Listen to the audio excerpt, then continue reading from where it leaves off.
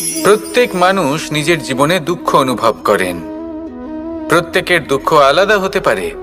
কারোর মনে এই দুঃখ থাকে যে সে তার বাবা মায়ের সব ইচ্ছে পূরণ করতে পারেননি। কেউ এটা ভেবে দুঃখ পান যে সে চিরকাল সদাচার করেছেন, সৎকর্ম করেছেন, কিন্তু তাও তাকে দুরাচারী বলে মনে করা হয়। কেউ এটা ভেবেও দুঃখ পান যে তার সামনে যে ব্যক্তি রয়েছেন তার চোখে তিনি শত্রু হয়ে উঠেছেন বা দুষ্ট হয়ে উঠেছেন, যেখানে তিনি হয়তো কোনো অনুচিত কাজই করেননি। এবার এই সমস্ত বিষয় নিয়ে ভেবে নিজের ব্যক্তিত্ব নিয়ে সন্দেহ প্রকাশ করবেন না। যদি নিজের ব্যক্তিত্ব নিয়ে কোনো সন্দেহ থেকে থাকে, তাহলে কর্ম সংক্রান্ত প্রশ্ন করুন যে আপনি যা করেছেন তাতে কি উচিত ছিল, কি অনুচিত ছিল। যেটা প্রয়োজন সেটা এটা বোঝার যে আপনার অন্তর্মন, আপনার বিবেক আপনাকে কি বলছে, আর আপনার অন্তর্মন আর আপনার বিবেক আপনাকে যেটা করতে বলবে শুধু সেটাই করুন।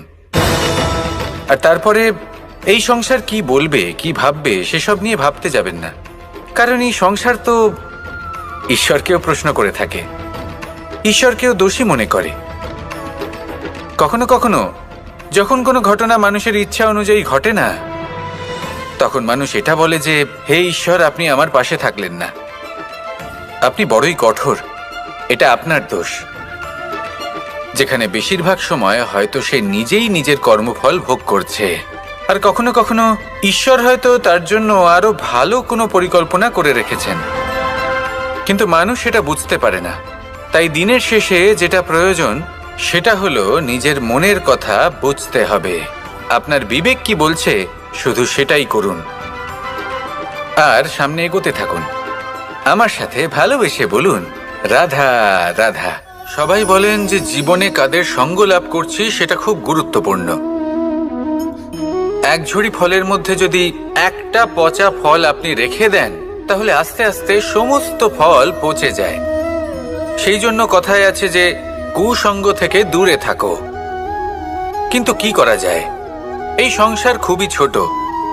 যেখানে আমরা কাজ করি, যেখানে আমরা থাকি, যে পথে আমরা আসা যাওয়া করে থাকি, যে পথে আমরা ভ্রমণ করি, সেখানে এমন অনেক সংখ্যক ব্যক্তি থাকেন যাকে দেখে আমরা মনে করি যে এদের থেকে দূরে থাকতে হবে। তখন আমরা কি করতে পারি? তাদের কি আমরা পরিত্যাগ করব? তাহলে এই সংসারে এমন অনেক মানুষ আছেন, তাহলে কি সংসারই পরিত্যাগ করব? না, সেই ফলের মতন হবেন না যারা একটি পচা ফলের উপস্থিতির জন্য নিজেরাও নষ্ট হয়ে যান।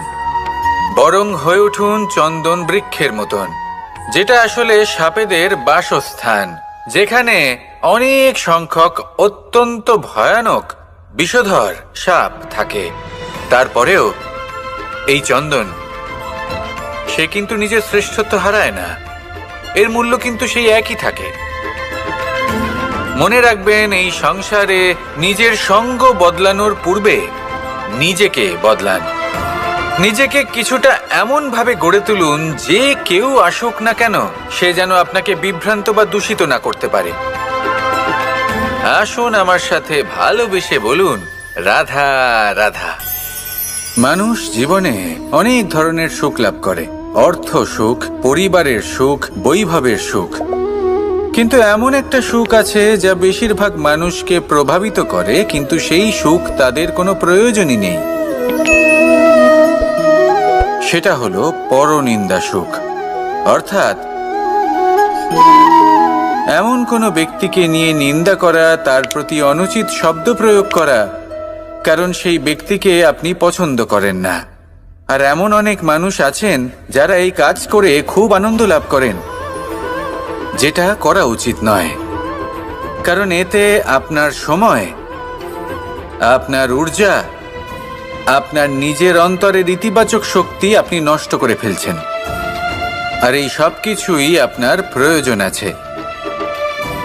যাদেরকে আপনার পছন্দ নয় সেই ব্যক্তির বিষয়ে কথাই বলবেন না। সেই সব ব্যক্তির দিকে মনোনিবেশ করুন যাদের আপনি ভালোবাসেন। সেই সব কাজে মন দিন যেগুলো আপনার ভালো লাগে। সেই বস্তুর দিকে নজর দিন যেগুলো আপনার প্রিয়, নিজের লক্ষ্যের দিকে, এই সব কিছুর দিকে নয়। এমনটা করলে আপনার জীবনে আপনি সেই সব বস্তুর দিকে নজর দিতে পারবেন যারা প্রকৃত অর্থে আপনার জীবন আরো শ্রেষ্ঠ করে তোলে। এমনটাই করুন, জীবন আরো অনেক বেশি সুন্দর হয়ে উঠবে, আর তখন এই মন প্রসন্ন হয়ে বলবে, রাধা রাধা। আজ আমরা আবার সাফল্য আর অসফলতার বিষয়ে কথা বলবো। সফল ব্যক্তি কে হয় এবং অসফল ব্যক্তি কে হয়, এই বিষয়ে আমরা আগে অনেকবার কথা বলেছি। প্রত্যেক ব্যক্তি সাফল্য লাভ করতে চান, কিন্তু প্রত্যেক ব্যক্তি সাফল্য লাভের এই কাজে সফল হতে পারেন না। এবার এটা কেন হয়, এর পেছনে কারণটা কি? কারণ হলো ভয়। সফল ব্যক্তি হলেন তিনি যিনি নিজের সিদ্ধান্ত দ্বারা এই সমস্ত সংসারকে বদলে দিয়ে থাকেন, এবং অসফল ব্যক্তি হলেন তিনি যিনি এই সংসারকে দেখে এর বিষয়ে ভেবে নিজের সিদ্ধান্ত বদলে ফেলেন। প্রয়োজন হলো নিজের লক্ষ্যের বিষয়ে ভেবে দেখার, পথের বিষয়ে ভেবে দেখার। একবার যদি আপনি পথ নির্বাচন করে থাকেন, সেই পথে অগ্রসর হতে থাকুন আর তাতে অটল থাকুন। সবসময় দৃঢ় প্রতিজ্ঞ হন। আপনি যদি কোনো পথে টিকে থাকেন আর নিরন্তর পরিশ্রম করতে থাকেন, তবেই আপনার জীবনে সাফল্য আসবে। যদি কথায় কথায় লোকে কি ভাববে, লোকে কি বলবে, একথা ভেবে নিজের সিদ্ধান্ত পাল্টান, তাহলে কখনো নিজের লক্ষ্যে পৌঁছতে পারবেন না। আসুন আমার সাথে ভালোবেসে বলুন, রাধা রাধা। মানুষের 6টি বড় শত্রু রয়েছে, আর এরা অন্য কোথাও নয়, বরং মানুষের অন্তরেই বাস করে। এই 6টি শত্রু হল কাম, ক্রোধ, মোহ, লোভ, ঈর্ষা আর অহংকার।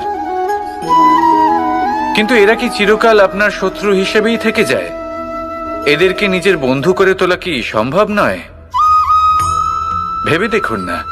এবার যদি কথা বলি কাম নিয়ে, অর্থাৎ কামনা করা, তাহলে মানুষ যদি জীবনে কামনা করতে থাকে তাহলে সন্তোষের অনুভূতি লাভ করতে পারে না।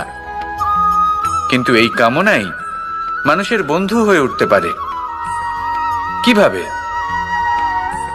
ধরুন, যদি মানুষ ভাবে আমি আরো অনেক বেশি শ্রেষ্ঠ ব্যক্তি হয়ে উঠতে চাই, আর তার জন্য কর্ম করে, পরিশ্রম করে, তাহলে ভবিষ্যতে গিয়ে শ্রেষ্ঠ ব্যক্তি হয়ে উঠতে পারে কামনার কারণে। অর্থাৎ এই কামনাই ওর বন্ধু হয়ে ওঠে। কিন্তু ধরুন কোনো মানুষ যদি চায় সে শ্রেষ্ঠ ব্যক্তি হয়ে উঠবে, কিন্তু তার জন্য না কোনো কর্ম করছেন আর না কোনো পরিশ্রম করছেন, আর অধর্মের পথে চলতে শুরু করে দেন, তাহলে এই কামনাই তার শত্রু হয়ে উঠতে পারে। এবার যদি এই কামনাকে নিজের বন্ধু করে তুলতে হয়, তাহলে নিজের নির্বাচনে বিচক্ষণ হতে হবে, নিজের মস্তিষ্কের ওপর নিয়ন্ত্রণ রাখতে শিখতে হবে। সেটাই করুন আর আমার সাথে ভালোবেসে বলুন, রাধা রাধা। আজ আমরা মানুষের আরো একটি শত্রুর বিষয়ে কথা বলবো, যার নাম হলো লোভ। যে কোনো বস্তুকে অত্যাধিক লাভ করার যে বাসনা, যতটা লাভ করেছি ততটা যথেষ্ট নয়, আমার আরো চাই, আরো চাই, একেই বলে লোভ।